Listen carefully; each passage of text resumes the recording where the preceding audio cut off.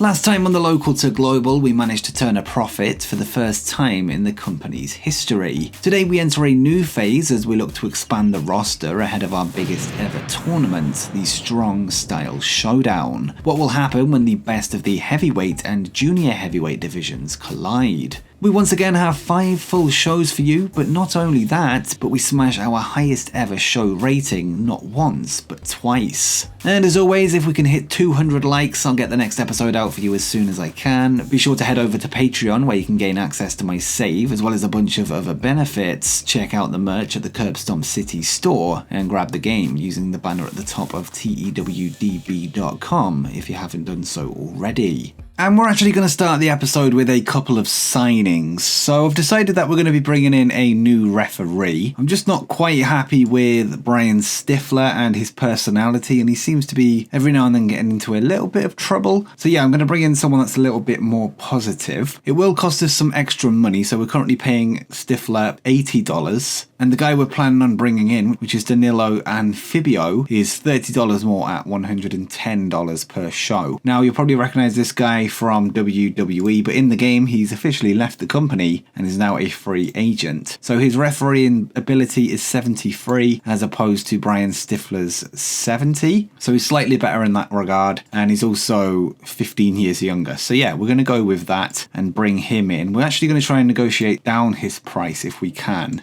So we're going to start with an offer of 90 and see what he says. So he wants $100, so we'll meet him halfway then, and that's fine. And he also wants a cut of merchandise, so he wants 10% of his merchandise. Actually, he's asking for even more. I suppose we can just give him it. I don't see the referee selling too much merch at the shows, but we'll see. And once he's signed the deal, that means we can release Brian Stifler, so we'll do that when the time comes. Another thing that we also need to do is replace Sandra Moon, who will of course be leaving in, I think, 7 days' time. So yeah, on the 7th of August there, after we negotiated her contract in the last episode to 1 month. This after being put in a body bag by Killer Kai. And the person we're going to be replacing her with is somebody that I think is a better wrestler overall, that being Zeta Zhang. She's really solid fundamentally. She's got great consistency, great stamina, great athleticism, yeah, really good performance skills, and 62 in technical wrestling, which is definitely a plus in Strong Style Americas. And she's also an MMA crossover, so she does have that legitimacy factor as well. Not only is she a former MMA fighter, but she's also a fitness fanatic, so she will be in shape at all times. She's a career woman, which means she won't become pregnant whilst being an active wrestler. And another thing is that she has modeling experience, which means she's got a high probability of posing for magazines and doing photo shoots. And I believe this will bring up sometimes news items for her, and I think, if I'm not mistaken, it improves her popularity, or at least improves something anyway, so that's good. And she's also professional, ticks all the boxes really for what we're looking for, and she's only $30, currently unsigned in the game. So we're going to bring her in, and we're going to offer her $20 just to start with, see if we can negotiate her down. She does want a higher cut in merchandise, so we'll try with 5%, and yeah, she wants maybe 10, and it looks like that's going to be a deal there with $20,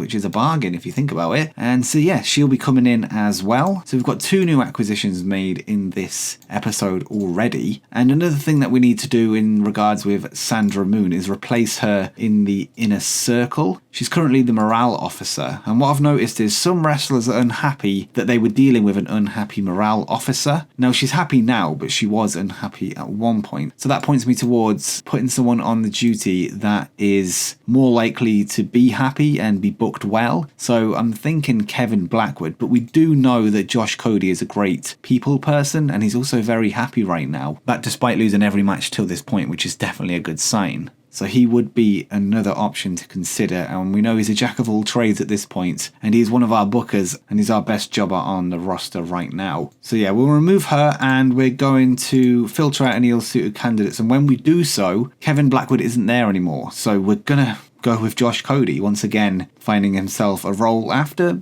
knocking on our door on episode 1, wanting a chance, and he certainly took advantage of that opportunity that we gave him. And yeah, he's accepted the position, which is good to see. So for Strong Style 11 then, let's just make sure that we've got a date that works for us. And yeah, it looks like we can hold it on the 2nd of August. But I think that might just be a little bit too soon with us looking to bring in Zeta Zhang and a new referee. So we're going to knock it back by 1 week and 1 day onto Sunday, the 10th of August. So let's do that. Right, so these signings are actually going to continue in this episode, and what I want to try and do at least is fill the booking team so we can get as much creative energy as possible heading into shows, so we can get those boosts from the creative ideas. And I think at this point we can afford to make a few additions. So what we're going to do is go into the search, of course, search by 50 booking skill, make sure we put to hire on. We're going to do work in USA and based in USA, and I think we're just going to leave it at that for now. In fact, we're going to add wrestler to see if there's somebody that can come in and do double duty like Josh Cody is. Now we're just going to have a little skim through here to see who pops up. So there's a couple that I've noticed. So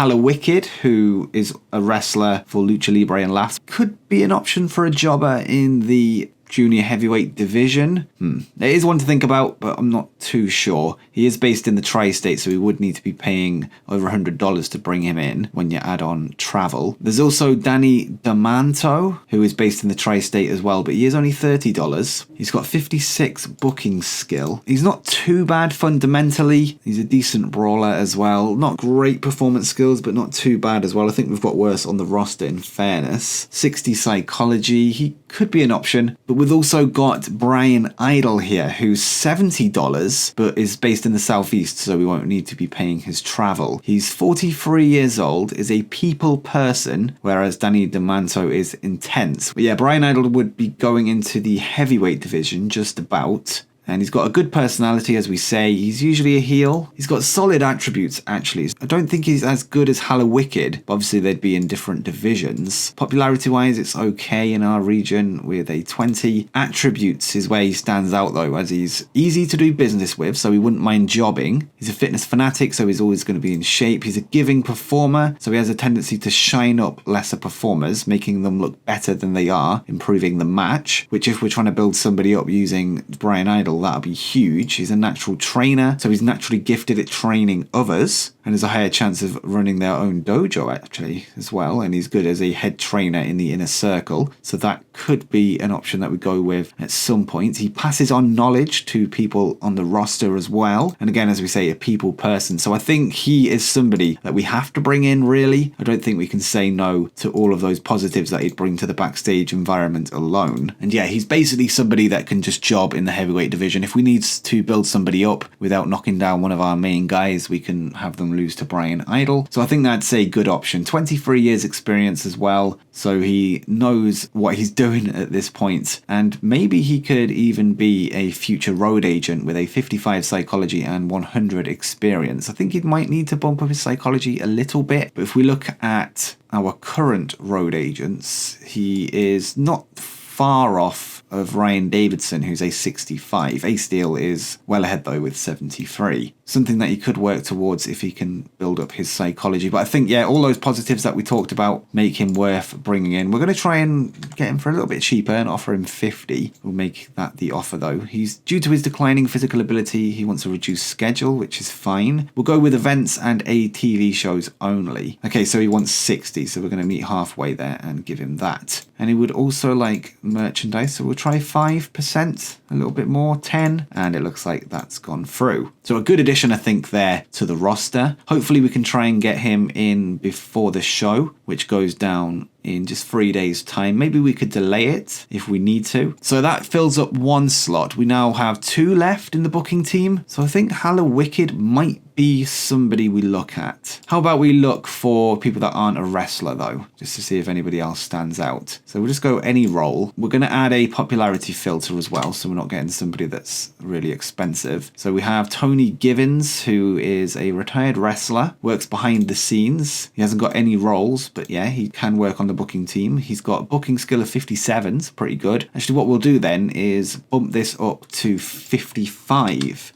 And that might filter out some of the lesser workers. Actually, I only took away 1, I think. How about we up it up to 60 then? And see what comes up there. Okay, so we have Allison Danger, retired wrestler, $240 per show though, actually. We have David Marquez, who we've seen before. This is the guy that used to sell tomatoes to fans at shows. for his grandfather, then they would throw them at their least favourite wrestler. We have Wicked, again, who we saw before, so he looks like he could be good. We also have Jim Perry, who is the owner and booker of Defy, but we might be able to bring him in. He's got a 71 as his booking skill, so that would be somebody useful to have on the team. And we also have Michael Blanton, who is the owner and booker of Black Label Pro. Okay, so there are some options then. So I think Jim Perry will be an instant signing with that ability there. He is $30, so a bargain. He won't be playing any roles on screen, but he would be able to help out behind the scenes and get us a boost on the creative meeting. He's a professional as well. He is a control freak, actually. So when in charge of a company, this worker likes to keep an iron grip and so will rarely, if ever, give up a booking role and will be more likely to take over as booker if the position becomes available. Okay, that doesn't affect us though, because he won't be the owner of the company, of course. And we still have Wicked, who has 73. I think he could be an option, you know. David Marquez is also there though, as we saw before. David Marquez is a personality and road agent. He's an okay road agent as well, not too bad at all. He could also be talked into being a play-by-play, I would imagine, with that 50 ability there. So maybe that could be the route we go down, where we sign him when we get TV or a broadcast deal. We can just throw him into the role, and in the meantime build him up in the booking team. So yeah, I think that's the options. Wicked, whose attributes have him as a heel. He's easy to do business with again. He's fearless, so will take crazy bumps. He's lively, so positive natural impact backstage. He's loyal, so will be inclined to stay for a longer time rather than seek out new challenges. He's a natural trainer again, so he could be a head trainer in the future. Passes on knowledge, so once again, like Brian Idol, would be valuable backstage. And he's also a talent spotter. The worker is more likely to offer to put younger talent over in order to help them out. Between Wicked and David Marquez, I think I'm edging towards Wicked here, just because a lot of those attributes will be good, not only for morale, but in terms of being a good jobber and also passing on knowledge. Yeah, I think that's what we're going to go with. Two experienced, generous jobbers, one in the heavyweight division and one in the junior heavyweight division, that being Brian Idol and Wicked. And we actually do need a luchador after the recent departure of Epidemius Jr. Yeah, we'll go with that. We're going to try and offer him again 50. See if we can bring him down. And he wants a lesser schedule, so that's fine. We'll just go with events and TV shows like we went with Brian Idol. He needs expenses. Okay, yeah, that's right. He was in the tri-state, whereas David Marquez is in the southwest. I think we just bring in Wicked. I think he will be good for the company overall. Not only that, but if we look at his skills, he could be a good road agent as well with that psychology of 72 and 100 experience. So yeah, and let's go with 10% merch, events and A shows only, 3 years, $60. Pay for his travel, and we'll make that offer now. So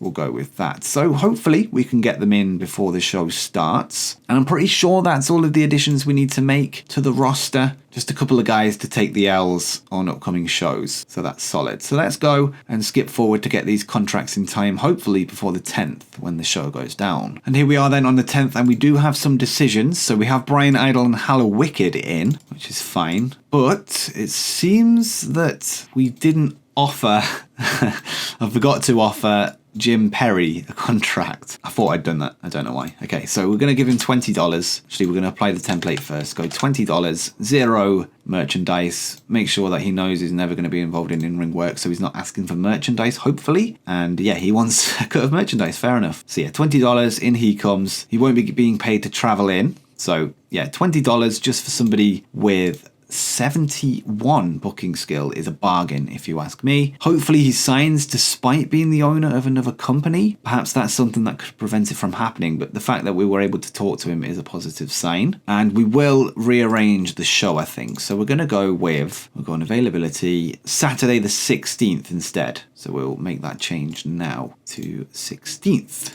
Okay, so let's skip forward once again and try and get Jim Perry through the door. And it looks like he's ready to sign, so we'll do that then. Of course, in the last episode, we discussed how Killer Kelly, former member of Hate in the Amsterdam era, will soon be leaving maternity leave and is ready to potentially sign with us in the near future, unless AEW or WWE pick her up. But another member of Hate, that being Tyler Bate, is under a contract with WWE, of course, but it expires now in 52 days. So there's the potential that he will leave the company if they choose not to renew. And whilst we wouldn't be able to sign him anytime soon, maybe within the next year or two at least, with him being $700 a show, it would be nice if he was a free agent so that we know that we can bring him in when we can. But we'll keep an eye on that. If he does sign a new contract, though, it's probably going to be like 3, 4, 5 years until we can bring him in. So that'll be something we monitor and will know by the end of the episode whether that will be an option that we have. That aside, we now need to add our new members of the booking team. So we're going to go to alter booking team. We're going to add Brian Idle. We're going to add Hala Wicked, of course, and we're also going to add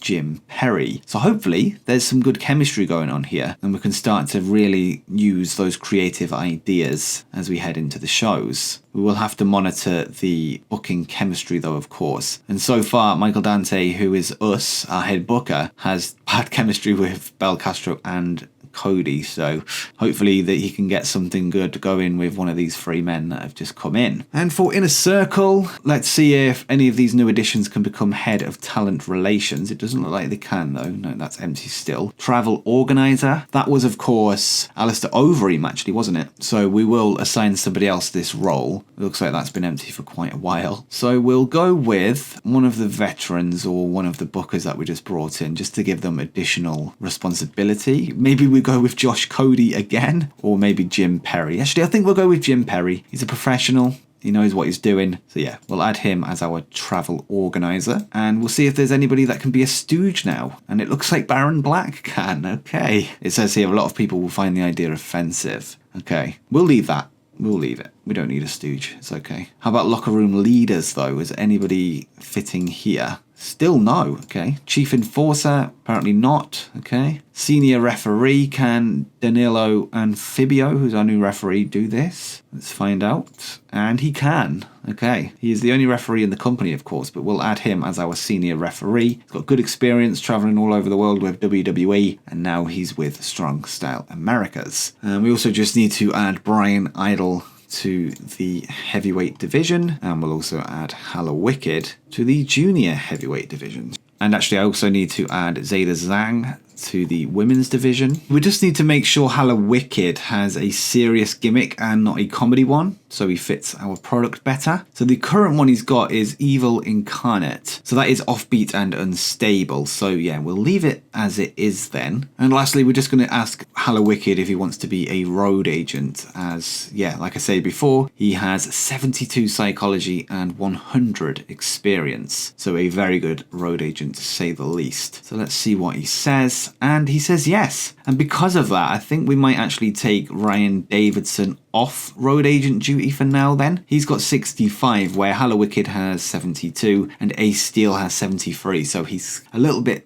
behind them at this point. So yeah, we're going to do that. We're just going to go into his contract and take road agent off. But hopefully he can improve in psychology in the coming years and be re-added to the team. Or if we have bigger cards, maybe he can once again be re-added, as we don't want to overwork our road agents. But yeah, for now, we're going to go with our 2 best options in Ace Steel and Hala Wicked. And lastly, for Hala Wicked, we will get to the show eventually, but I want to just speak to him and ask him if he wants to be a full-time wrestler again. And he can do that, which is good, because he was set to occasional. So yeah, we're going to keep him as a full-time wrestler, which is good. Hopefully that also means he'll be getting more matches elsewhere, so he's not getting ring rust, because he's only worked 1 match since the save began in Lucha Libre and Laughs, and I would imagine that's something to do with the fact that he's an occasional worker. Right, so there's one more signing that we need to make for today's tournament, as we're going to be running the Strong Style Showdown, and we'll go through how it's going to work in just a second. But we need basically a junior heavyweight to come in, and we're looking at this guy here, LJ Cleary. He's 26 years old. He works for Pro Wrestling Noah in Japan, but he is based in the southeast of the USA, which means that we won't have to pay his travel. He's from Ireland, so he fits our sort of European remit that we've got. He is really, really good fundamentally and physically. He's got 85 basics, 85 stamina, 82 safety, 81 consistency. Got decent charisma. He's good technically and aerially. He's a decent brawler as well. He's got 92 experience at the age of 26. He's been a pro for 11 years, so since he was 15. The only issue is that he is selfish in his attributes, so he has a mildly negative natural impact on the backstage environment,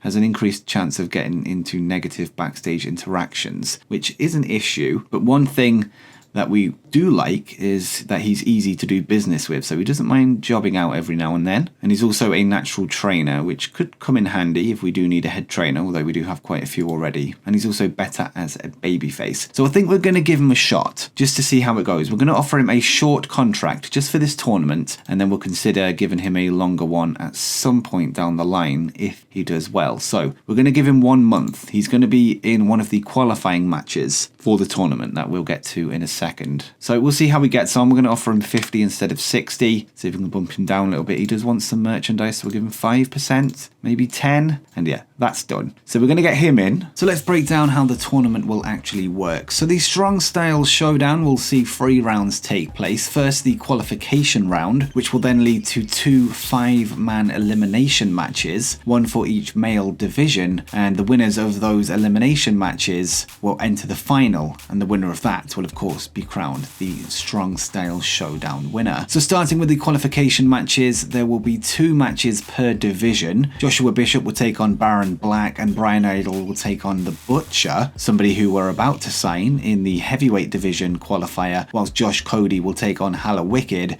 whilst Cody Chun will battle LJ Cleary. So the winners of those 4 matches will enter their respective 5-man elimination matches, and to be eliminated you can be pinned or submitted. 3 people per division already have a bye into the elimination matches, that being Michael Dante, who is the heavyweight champion, Ryan Davidson and Eric Hammer on the heavyweight side of things, whilst junior heavyweight champion Kevin Blackwood, Adam Priest and Myung Jae Lee get a bye into the junior heavyweight side of things. So hopefully you're with me so far. There's a qualifier to enter for the 5-man elimination matches. Whoever is the last man standing in these 2 elimination matches will enter the grand final, and the winner of the grand final will win it all. So I said we have another signing to make, that being LJ Cleary. However, we need to also bring in the Butcher, who actually left AEW in March 2025. He will also be on a short-term contract, so we're going to give him 3 months on a deal. He is $190, but I feel like pushing the boat out a little bit for this tournament and trying to get a big name in and to try and elevate everybody on the roster, and I think it should do well for the ratings.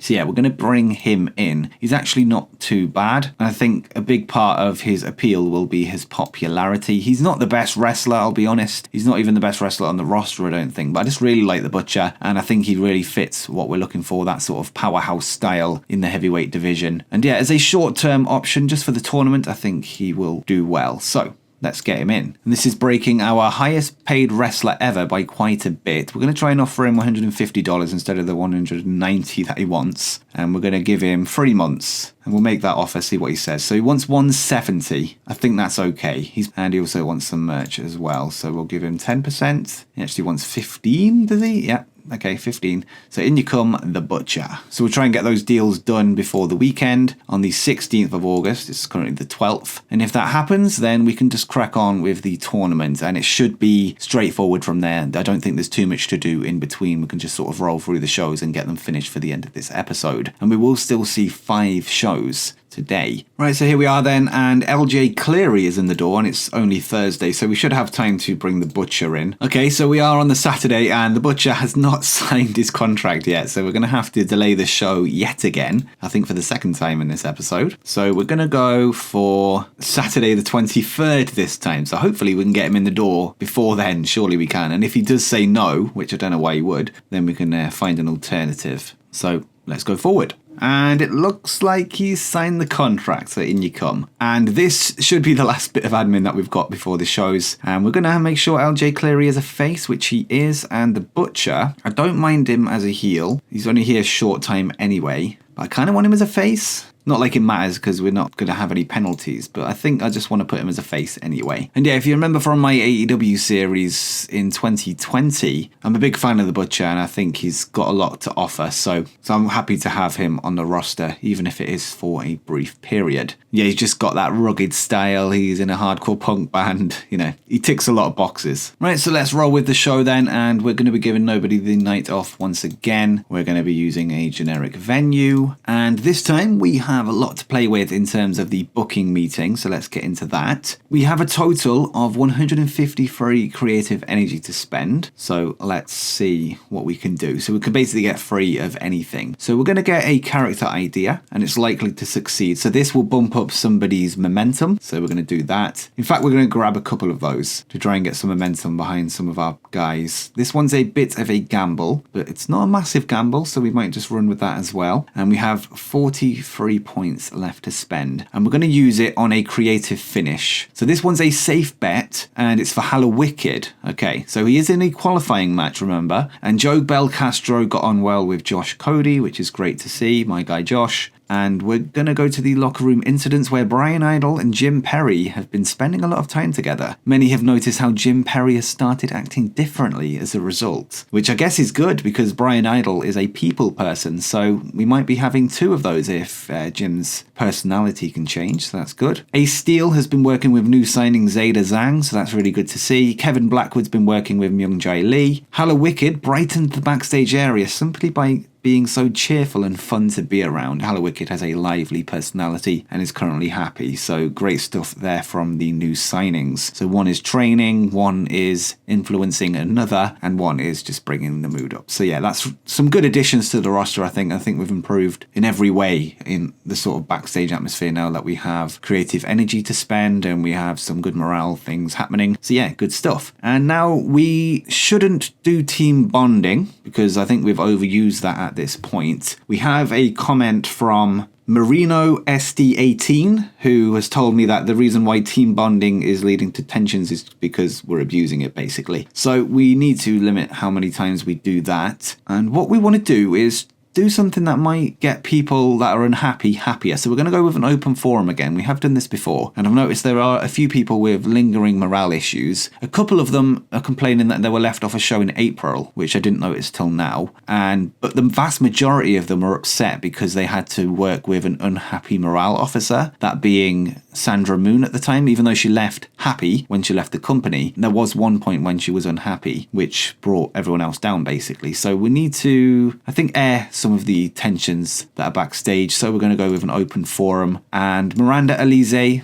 was irritated but aired her issues and got a small morale boost. And this happened with Cody Chun, Bambi Hall, Eric Hammer, Josh Bishop and Baron Black. So yeah, that's a success for sure. And now it's time to book these qualification matches and find out who will be joining the elimination matches at Strong Style 12. And we've already been through the card, so let's just go straight into it. So we start off with a technical masterclass as the debuting LJ Cleary is on the losing side of a match against Cody Chun, who picks up his second ever win in Strong Style in 6 attempts. And he got a performance of 34, whilst LJ Cleary got a 45. So a solid performance there from the new guy, and maybe he has earned a long-term contract after all. He debuted the fan favorite gimmick and it got an initial adequate. Cody Chun and LJ Cleary have great chemistry and it showed in their performances. So that's really good to see, and I think we're at least going to bring LJ Cleary in for a trilogy with Cody Chun now, and they got a 44 overall. So we're going to offer that contract after this show. And yeah, the match got the show off to a strong start, so really good stuff. But then we drop down a little bit in this one as Joshua Bishop takes on Baron Black, and this time it's Baron Black picking up his first win in Strong Style, defeating Josh Bishop in 9 minutes 50 by pinfall after a distraction from Eric Hammer. Josh Bishop and Eric Hammer's feud continues on, and if you remember, they are currently 1-1 against each other. And Josh Bishop recently won the triple threat match where he pinned Baron Black, actually, with Eric Hammer being the third guy who he got one over on that night, which was their third match ever. And yeah, it continues as Eric Hammer has cost Joshua Bishop a spot in the eliminator of the Strong Style Showdown. So let's continue on then as Josh Cody cuts a promo before his match where he states that he's noticed the fan support despite him not being successful in terms of results. He adds that he will continue to fight not only to improve but to win for every single fan in the building. He says he won't stop fighting until he has his hand raised. waist high. And this leads to a debuting Hallowicked, who sneaks through the crowd to attack Josh Cody before the bell. And Hallowicked has debuted his evil incarnate gimmick and got a very good, which is good to see. The promo itself got a 21, whilst the attack got a 26, and the segment overall got a 23. We then go into the match itself, where Hallowicked has defeated Josh Cody in 10 minutes by pinfall with a handful of tights. Again, Josh Cody has failed to get the dub tonight. Hallowicked got a 34 but was rusty, so yeah, there's work to be done there, and he will start to improve once he gets back in ring shape. As we mentioned earlier in the episode, he's only worked one match this whole save, so yeah, we need to warm him up and get him going again now that he's back to being a full-time wrestler. And Josh Cody got a 41, so once again, the boy wonder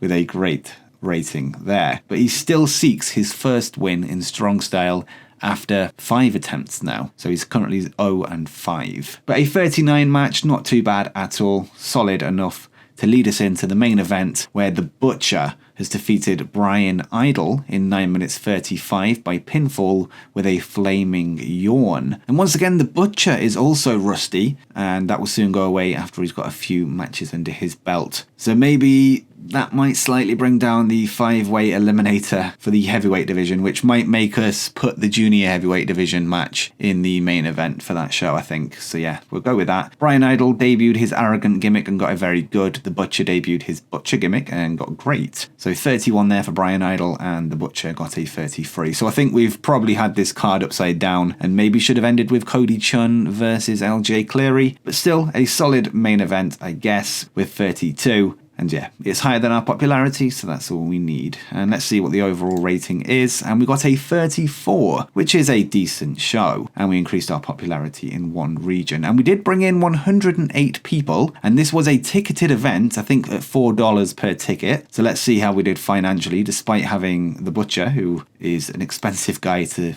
bring in. And before we get there though, we need to address the locker room, and we're going to praise some of the losers. So we're going to praise LJ Cleary, actually. We're going to compliment him on a good performance, and we're also going to compliment Cody and say he had a good performance as well. And we're going to make that speech, and they're both pleased. So in terms of financials then, we lost $617 on the show, paid $800 for workers, but made $432 in ticket sales and $117 on merchandise. So I think we're going to stick with very low ticket sales for now, because it gives us extra chunk of change heading into the end of the month. In terms of popularity, we've gone up to 8, which will help our sponsorship, of course. So we're going to get that offer to LJ Cleary, and we're going to extend his deal to a 3-year contract. And we're going to offer him 50, so we're down that from 60. And I think he wanted 10% of merchandise last time, and that should be good to go, and it is. So we're going to get him in the door as a new junior heavyweight in the division. And yeah, I think a really solid pickup from us there for the young Irishman.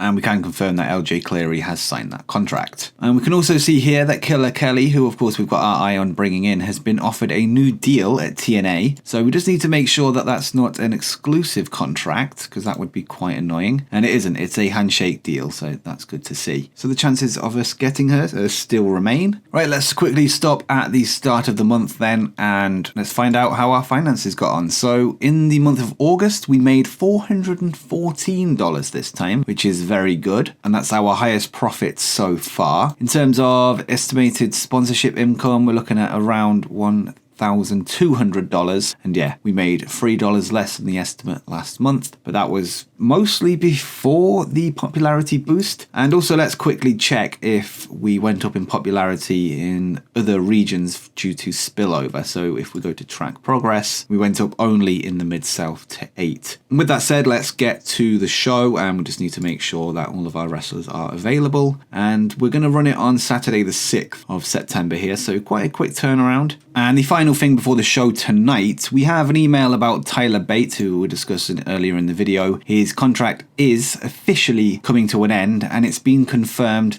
that he is leaving WWE, which is huge for us if we do plan on re-signing him at some point in the future. So that is one to look out for, unless he goes to AEW, of course, or maybe even New Japan or somewhere else that offers exclusive contracts. We should be able to bring in Tyler Bate at some point in the future, although, of course, not just yet, with him being $700.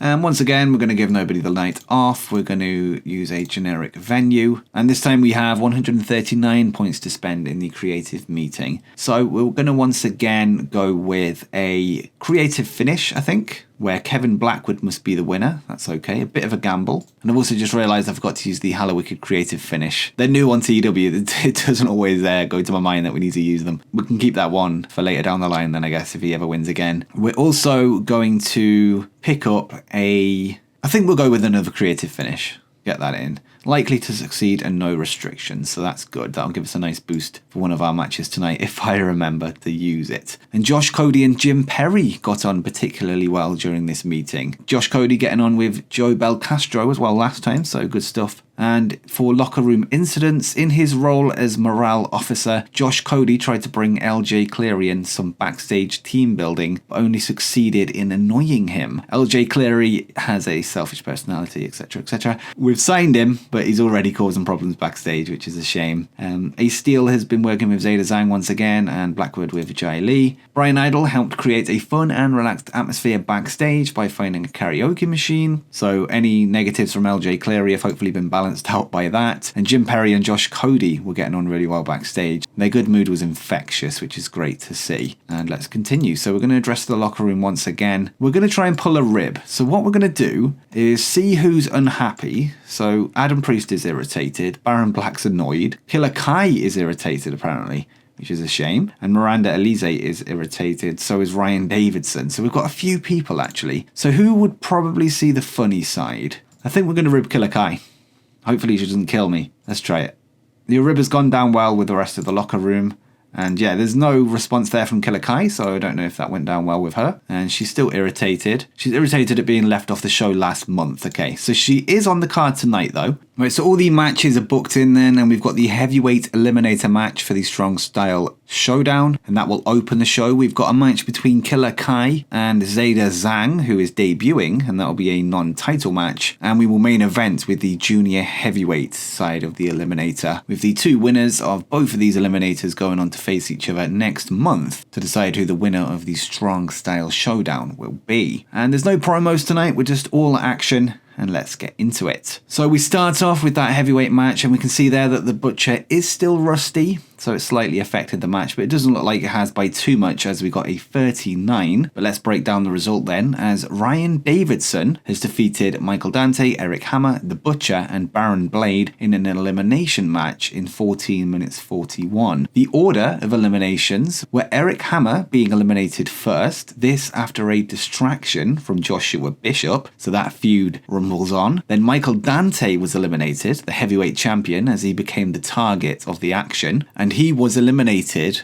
by the Butcher, who earns a heavyweight championship match. Then Baron Black was eliminated, and finally the Butcher was eliminated lastly. And yeah, Ryan Davidson advances on to the Strong Style Showdown final, and he did get the best rating of the match, so a worthy winner there. Michael Dante got a 40, the Butcher got a 41, so second best in the match for him, and he will have his heavyweight championship match soon. So it looks like we actually made the right decision. Ryan Davidson won with the best performance of the match, and the second and third best performers were the heavyweight champion Michael Dante and the Butcher, who will now face for the title next month. Eric Hammer and Baron Black got a 35 and 34 respectively, and the Butcher, as I say, was still rusty, but he'll get there. Next up, we go to a women's match between the champion Killer Kai and Zeta Zhang, who is our new MMA crossover signing. And she, again, is rusty. So we keep signing people that are rusty. Hopefully she can get in the swing of things, though, soon and start to pick up some better ratings. But yeah, Killer Kai got the win in 15 minutes 28 by submission after blatantly cheating. So she's continuing to do all that it takes to get the wins. And Killer Kai had an in-ring performance of 32, and Zeta Zhang got a 33, so outdoing the champion despite that rustiness. And that is Killer Kai's joint worst match so far, actually, but averages currently 38.8. So yeah, slightly underperforming there from Killer Kai, but I'm sure she'll bounce back. And Zeta Zhang debuted her badass gimmick and got a very good as well. So decent mid-card match there, I would say. And finally, we finish off with the junior heavyweight division eliminator match, with the winner going on to face Ryan Davidson. Kevin Blackwood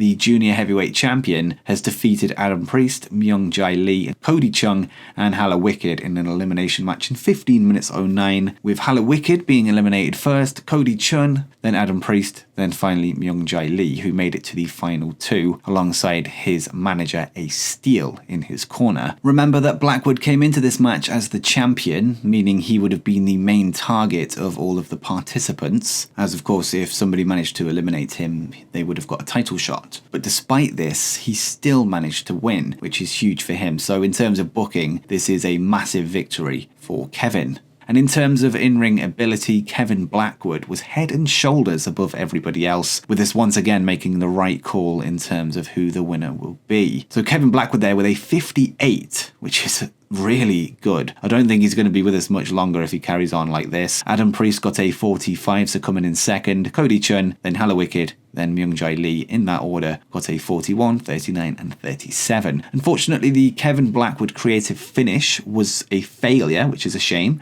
But even though that is the case, we got a 45 overall for segment rating, so that is solid. And let's go on to see how we got on in terms of rating and got a 42. So 8 more than what we got last month. And whilst we did only have 3 matches, we paid the wages here of 12 wrestlers. So that works out about basically what we would have paid for 6 singles matches. So we're not going to make a ton of profit this month, but next month we will be back down to 4 singles matches on the show. So we can really start to take advantage of the increasing income going forward. In terms of addressing the locker room, we're going to praise Adam Priest, who had a great performance, and I would say we're also going to praise the Butcher on a good performance, and we'll give them a little morale boost heading into next month. And in terms of workers, we spent 1,040 this time, losing 857, but we did sell $428 worth of tickets, so the call to up the ticket price is definitely paying off now. But let's see how we benefited in terms of popularity, and we have increased from 8 to 9 in the Mid-South, and I think that should cause some spillover once we get to the next screen, so let's check that out. So if we go to size then, and apparently there hasn't been spillover. Look all the way through to, no, yeah, we haven't had any spillover actually. But even so, we've increased in popularity, which is good to see. And that ups our estimated sponsorship income now to $1,400. So it's gone up by $200 if I'm right, as the money keeps rolling in. And let's get to the end of the month then and see how we're getting on financially. So let's stop at the 1st of October just to take a look at the finances. But speaking of finances, Progress Wrestling in the UK have gone out of business and are officially bankrupt, which is some big news there as one of the biggest promotions in the UK. And we're actually seeing quite a lot of financial warnings across the wrestling world, really. So yeah, promotions falling left and right, but hopefully we won't be one of them. So let's find out how much money we made this month, and we made $405. That with a big wage bill this month due to the eliminator matches. Maybe next year they could be 4 workers in each of those, but yeah, that's fine overall because we did make a profit and we're edging ever so closer to that positive number in our current finances. So we are exactly 1 year from when we started on October the 1st, 2024. So we're already profitable. We've got 2 more years to get out of the red as well, so I think we've got loads of time to do that. So I don't think finances are anything of a concern anymore if we stop having 10 workers in 2 matches. Now we need to get to the show, of course, and just check that we're not double booked, and we're not. So Saturday the 4th of October is when our next show will go down.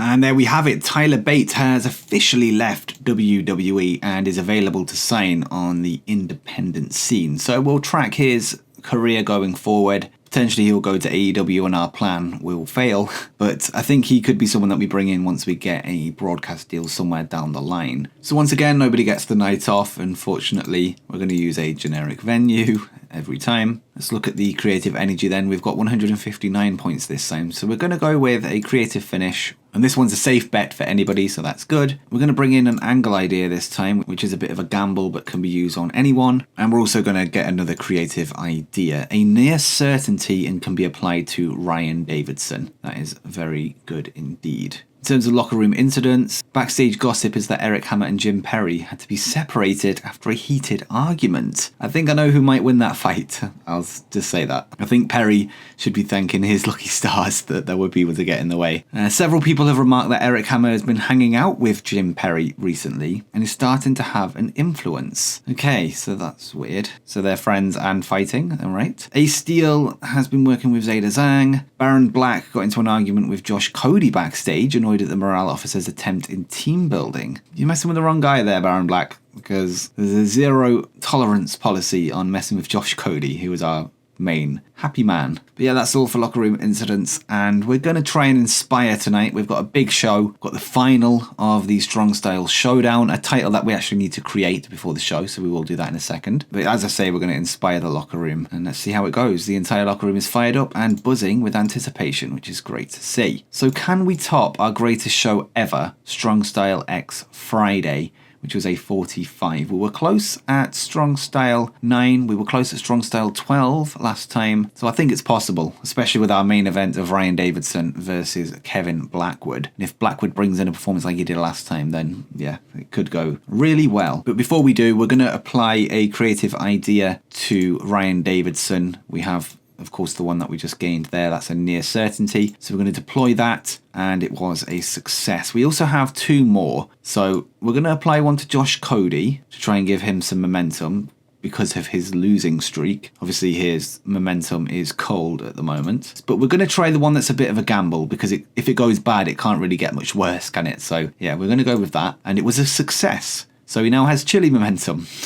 Good. Now let's go to the search and find anybody with negative momentum. So maximum cooled. So in terms of people we have plans for, I think we're going to give Zeta Zhang this one, and it's likely to succeed, and we're going to hopefully give her a little bit of a boost heading into tonight's show. Right, so before we can actually book the show, we need to create the Strong Style Showdown achievement. The name, we also have a logo put together for this, so we're going to throw that in. It's going to be singles, any matches, no limits. Primary for this one, so it is a main event tournament. It is the main event tournament in terms of the men's division. We're going to set it as an achievement. I think that just makes it so there's not champion added at the end when somebody wins it, or championship, and it is annual as well. We're not going to specify an event though, because it will depend on what number we're at in terms of events. And it will be a one-on-one match between the winner of both eliminators, and the title is not retained after the victory. So it's not like a belt that you carry around, basically. So let's do that. And also in terms of titles, you might have noticed that we have the prestige back on the belts. Now in episode 2, I believe, or 3, we decided to wipe the prestige and make it so we had to build from zero, but going by how slow it was going to take, it's just going to take so long to even be like considered a decent mid-card title, never mind main event title. So we've actually reset the prestige of the belts to how they were at the start of the save. And whilst it was a decent idea at the time, I just don't think it's worth handcuffing us more than we need. It's worth noting though that the women's junior heavyweight and heavyweight titles are set to floating, so they're not set to primary like what a main event title would be. The prestige of the belts will solely be decided on how they're booked. So at one stage, the heavyweight title might be the most prestigious in the company, so might the junior heavyweight, and the women's might as well. As I say, it all depends on the competitors in the division and how well they're performing, basically. So it's an open field in terms of what is considered our main belt. So once again, there will be no promos tonight. It's all about the action, and we start with a match between Zeta Zhang and Bambi Hall. So Bambi Hall hasn't had the best of times in terms of record, and Zeta Zhang is looking for her first win in Strong Style after losing in her debut last month. Miranda Elise has a shot against Vert Vixen, who is here on a one-night deal. And interestingly,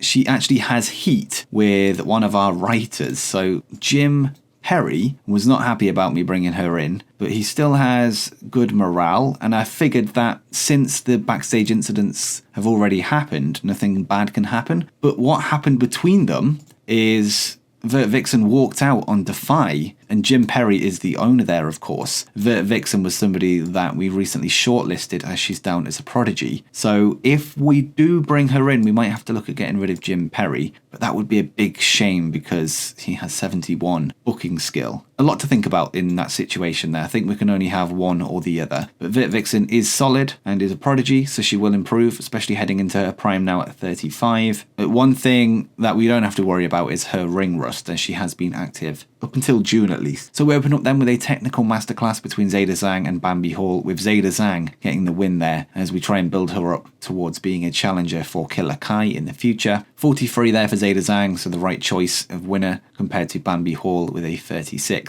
And the match got the show off to a strong start with a 43 rating, so very, very good there for that one. And next up we go to a 38, and there was no ring rust from Vert Vixen, which is good, but Miranda Elise has defeated her in 10 minutes 06 by pinfall with a drive-by, and this lifted the crowd. And overall got a 38, so pretty solid match, and Miranda Elise picks up a much needed win.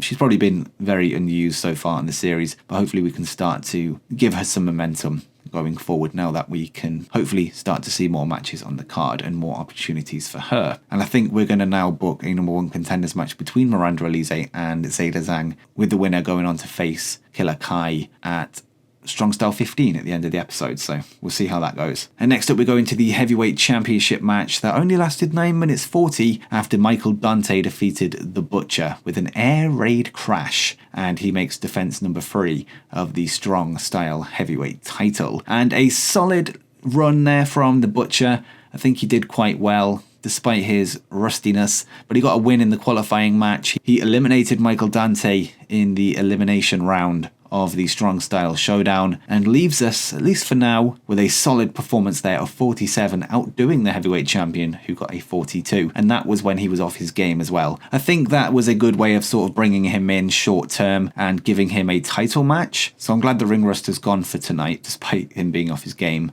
A good short term, quick way of getting him a title shot in the Strong Style Showdown, and 40 rating overall, so hopefully this main event can take us home with our best rating yet. So let's find out how we get on with a 57 from Kevin Blackwood and Ryan Davidson here. Both men so far have on average had the best individual ratings of the series, and this just felt like the perfect way to bring them together into a cross-division huge match and huge main event tournament final. And Kevin Blackwood has defeated Ryan Davidson in 14 minutes 55 by pinfall with a running strike, and he wins the Strong Style Showdown. And I'm not going to lie, when I first laid this tournament out last night, it was Davidson that was coming away with the win, but Blackwood's performance in this tournament made me completely change my mind, and he is the man right now in this company, and we need a way to show that through a cross-division tournament. And yeah, huge, with a 62 rating as well, which is solid. Ryan Davidson with a 40, and this did have a creative finish, which was a success, and a 57, as I say, overall for that match. And that gives us a 52 overall rating. So I think we might have just beat our best show yet, and that was the plan and the goal, and we've managed to do it there with 4 solid matches, and particularly that main event really helped us get that. And the show increased our popularity in one region, hopefully up to a 10. We're going to see that in a second, but we will praise Ryan Davidson on a good performance. I was going to say the Butcher, but he's leaving, so we don't really need to get him a boost just yet for his morale. We're going to praise, even though she won, I think we'll give Miranda Elise a boost there and just say good performance once again. And in terms of a financial report, I'm expecting much better this time, and we did lose 625 compared to the 800 odd that we lost last time, I believe. We made 456 on ticket sales, 119 on merchandise, spent 840 on workers, and now that the Butcher's left, actually, we should start to see even better financials per show. So yeah, good performance there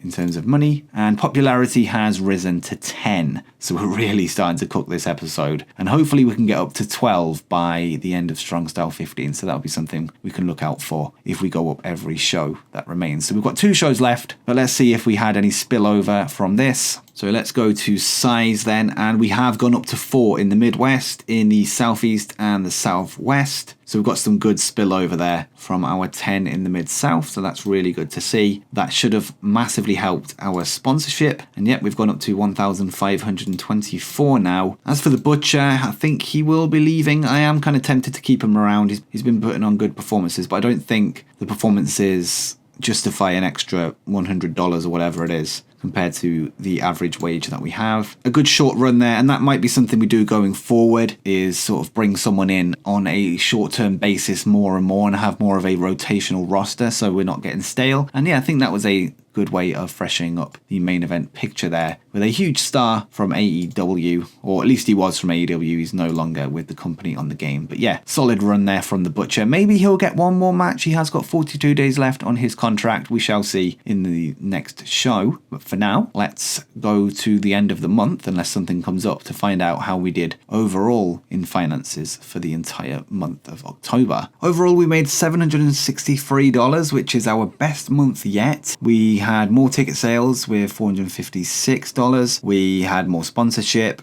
more merchandise, everything's going up. We spent less on workers, show costs is about the same, and so is everything else. But yeah, a very successful month there in terms of financials and getting our best ever show. We do have LJ Cleary set to miss the date that's currently set for the event. I think he's going to be on the card, so we do need to move the event. We'll move it to Friday the 7th. So let's do that. Just go in Friday the 7th. And nobody will be getting the night off as usual. We're going to set a generic venue. We have a booking team. So how much do we have to spend this time? $169. So we're going to go for a creative finish, likely to succeed and can be used on anyone. So that's good. We'll probably use that tonight. We'll go for a character idea. Try and use that on somebody. It's a big gamble, but we'll use it on maybe Josh Cody again. And we're going to go for another creative finish. Try and get a couple of the matches a big boost. And it's a safe bet and can be used on matches that can be applied to Kevin Blackwood. Now, I think he might be getting the night off tonight, but we might have to hold off on this one for his next title defense, potentially. We have a backstage incident with Delilah Doom, who's turned up to request to hang out backstage. Now, she is someone we've actually used before. She appeared on a one-night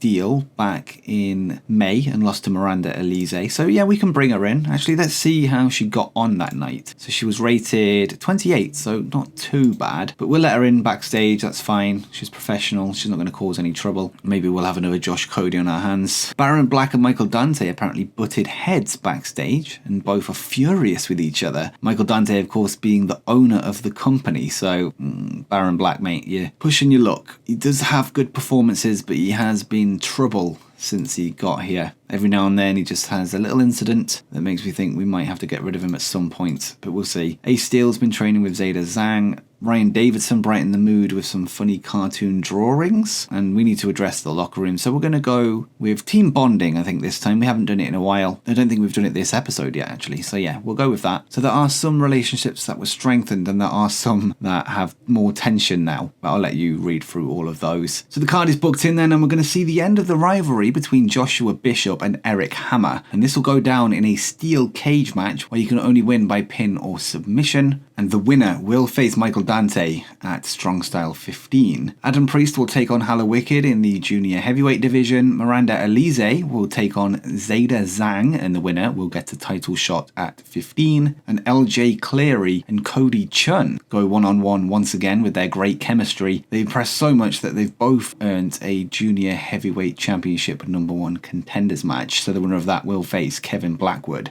next month. So let's get into the card. So Joshua Bishop wins the cage match against Eric Hammer, and this is the first time that Eric Hammer has been beaten by pinfall. The only other time he lost was by countout, I believe. And now Joshua Bishop has earned his second ever shot at the heavyweight title. He was, of course, in the final of the inaugural tournament to crown the first champion of the Americas era. In fact, he won the tournament and then lost the title match against Michael Dante. Decent performance for both men, with Bishop getting a 30 and Eric Hammer with a 32. Bishop was off his game though, so he probably would have done better had he not been. And overall we got a 33, which is an okay start to the show. Then we go to a segment after the match where Joshua Bishop Bishop manages to get to his feet using the ropes. He looks like he's been in a war. The 6'6" giant has been toppled by pinfall for the first time in strong style history inside his own environment. Of course, with Hammer being a former MMA fighter. Hammer eventually gets to his feet too, as both men look on at each other. They don't shake hands, they don't embrace, but this battle appears to have brought on a new mutual respect between the two as the cage is lifted around them. So that got a 23, not a great segment. And next up we go to Adam Priest and Hallowicked in a singles match, and Adam Priest defeats Hallowicked in 11 minutes 36 by pinfall, and the match was designed to work the crowd. And apparently we placed this poorly and they didn't need to be worked, but overall a good match with a 37, Priest with a 41 and Hallowicked with a 38. And now we go into the number one contendership for the women's championship, and it looks like the placement of the match is all over the place here, but Miranda Elise has drew with Zayda Zhang in 11 minutes 43 following a double countout, and this means that both women advance to the title match at Strong Style 15. Miranda Elise with a 40, Zayda Zhang with a 39, which resulted in a 41 match, which would have been even more had we not made the mistake there of lifting the crowd when we didn't need to. But we now go into the main event between LJ Cleary and Cody Chun, and this time LJ Cleary picks up the win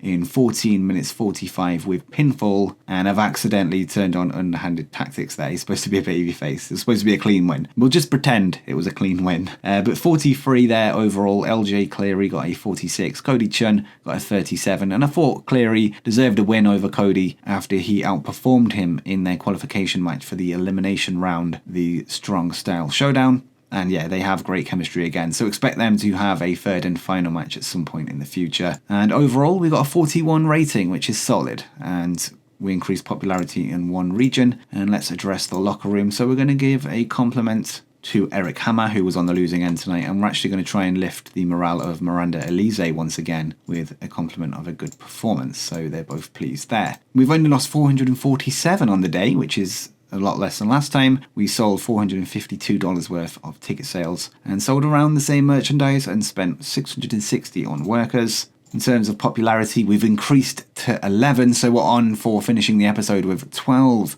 popularity if we can gain on Strong Style 15. So yeah, up and up and up we go. So I've simmed to the end of the month to check the finances, and we have made $1,015 profit, mostly helped by a decrease in worker costs as well as an increase in sponsorship. And there's not much else to cover, so we're just going to quickly check that we're free and available to book the show. And the roster are very busy on Saturday the 6th of December, so we're going to move the show to the Friday night, so Friday the 5th. So let's schedule that in and we'll jump straight to it. Right, so once again, nobody's getting the night off and we are using a generic venue as always. This time we have 162 points to spend of creative energy, so we're going to grab a creative finish, and we have one for Killer Kai and it's likely to succeed, so we will use that tonight. We're going to grab another character idea, a big gamble, and it's for Zayda Zhang. Okay, so one to think about. And I think we're going to just grab another creative finish and a near certainty with no restrictions, so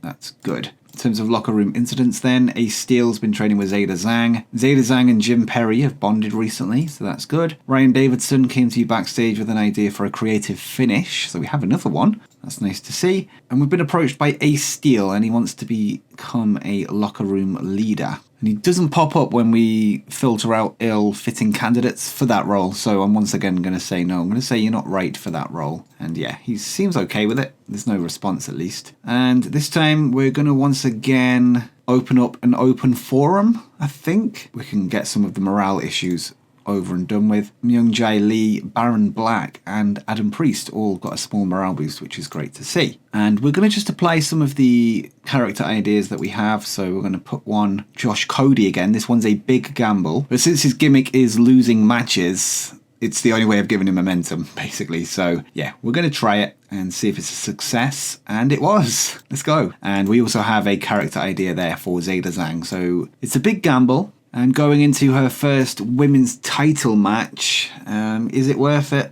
I would say no. I might leave it for after the title match. I've booked the show in, and it's the title matches that we've already talked about. So Kevin Blackwood versus LJ Cleary, Michael Dante versus Joshua Bishop, Killer Kai versus Zayda Zhang versus Miranda Alize, and I've also added in Adam Priest versus Myung Jae Lee in a match in the junior heavyweight division to kick off the show. And we've also got a promo there in the middle that we'll get to. So in a technical masterclass that had great wrestling and decent reaction from the crowd, Myung Jae Lee defeats Adam Priest in 14 minutes 47 by pinfall with a fast roll-up. And in the match, a steal would distract Priest. So a big win here for Myung Jae Lee. We're going to try and give him a little bit of momentum heading into the next few shows and maybe build him up as a contender for the title at some point. And yeah, his training and his help from his manager is starting to pay off there. And Adam Priest got an in-ring performance of 46, so the best man in the match, whilst Myung Jae Lee got 37. So good performances overall, with a creative finish that was a success, which in total give us a 46 segment rating. So good stuff. And we go on to the first title match of the night, where Killer Kai has defeated, as you might have predicted, Zayda Zhang and Miranda Alize, when Killer Kai submitted Zayda Zhang after blatantly cheating. So again, the Killer is doing whatever it takes to have her hand raised at the end, and she got a 46 in-ring rating, while Zayda Zhang got 40 and Miranda Alize got 43. And once again, another creative finish was a success. So every match tonight has one applied, so we should see a good show. And this got a 46 overall, so good stuff. Then we go into an angle where Brian Idol makes his way to the ring, looking absolutely disgusted. He grabs a mic and tells the crowd that it's a disgrace that he does not have a spot on the Strong Style 15 card. But he's then interrupted by Ryan Davidson, who tells Idol that Texas doesn't want to see him, but if he insists on working a match, he can meet him in the ring next month. So we have a Ryan Davidson creative finish, so that sort of just sets that up, and they're both good on the mic as well. So yeah, we've got a 29 there in the middle of the card. Not a bad promo. One of our better promos actually in the series so far. The angle got the crowd hotter as well, which is good. And then we go to our semi-main event, where Michael Dante has once again retained his heavyweight championship after using a foreign object, and he makes defense number 4 of his Strong Style heavyweight title. Michael Dante got an in-ring performance of 46, Joshua Bishop with a 41 there, and again the creative finish was a success. This was certainly helped by their chemistry, which we learnt of when they first faced in the first ever heavyweight title match. And yeah, good match of the night so far with a 48, and hopefully Kevin Blackwood and LJ Cleary can bring us to even bigger heights, and I think they will, so let's find out. And there we go. Kevin Blackwood has defeated LJ Cleary in 14 minutes 56 by pinfall with a running knee strike. And they set out to steal the show, and they've certainly done that, with Blackwood making defense number 4 of his Strong Style junior heavyweight title. And Kevin Blackwood there with a 63, LJ Cleary with a 45, and not only was the creative finish a success, these guys have pretty good chemistry as well, which has lifted the match to a 65, which is our best match, I think, so far. I'm pretty certain of it. And that should lead to our best show yet. So let's find out if we're into the 60s, hopefully. And we're 58. Okay, not too bad. We're close to 60, not quite. And we did increase our popularity in one region. So a really good show there to close off the episode. And let's get to the post-match stuff. And we're going to praise LJ Cleary, did well. And we're also going to praise Adam Priest as well, because they both did well. And there we go, they're both pleased with it. And financially, we only lost $534, which isn't too bad. We can have a better look at the finances at the end of the month so we can see what this really means. But we did make $650 in ticket sales, which is solid. And in terms of popularity, we didn't go up to 12. Okay, so we must be like 11.9 at this point. But yeah, solid episode in terms of growth anyway. We just couldn't get that last bit at the end, but that's okay. And we can confirm that Strong Style 15 was our best show yet by 6 points there. And in terms of matches, LJ Cleary losing to Kevin Blackwood is our best match by 8. And you'll notice a theme here: Kevin Blackwood, Kevin Blackwood, Kevin Blackwood, and Kevin Blackwood taking up the top 4 of our matches. He's actually taken up 6 of the top 7, which is huge, with Michael Dante and Joshua Bishop actually sneaking on there with their Strong Style 15 match. So good from them lads as well. And we've skipped to the end of the month once again, and we've made about the same amount of profit there, 1,023, slightly more than last month, with a big difference being an increase in ticket sales and sponsorship. But we did spend more on workers this time, so that has pulled us back slightly. We actually spent 300 more on workers, which was probably because we had a promo with 2 people that didn't have a match, and then we had a triple threat, I would imagine. That seems to be where that's come from. But with that said, let's bring an end to the episode because we've been over an hour now. But hopefully you have enjoyed it, and we've got plenty done today, so make sure you drop a like down below if you have. Make sure you subscribe with notifications turned on so you don't miss the next episode. And until next time, peace.